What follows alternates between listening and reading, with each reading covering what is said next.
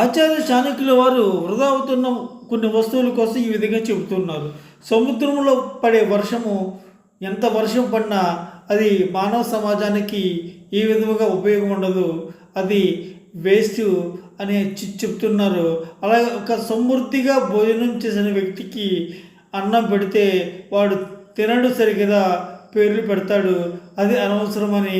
మరియు బాగా ధనవంతుడికి డబ్బు కలిగిన వ్యక్తికి డబ్బులు ఇస్తే, దానం ఇస్తే వాడు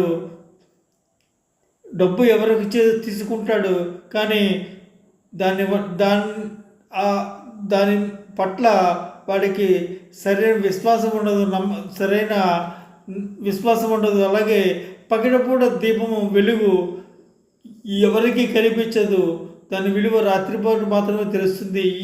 ఈ సమయంలో ఇవన్నీ కూడా వేస్ట్ అని ఆచార్య చాణక్యుల వారు చెప్తూ ఉన్నారు.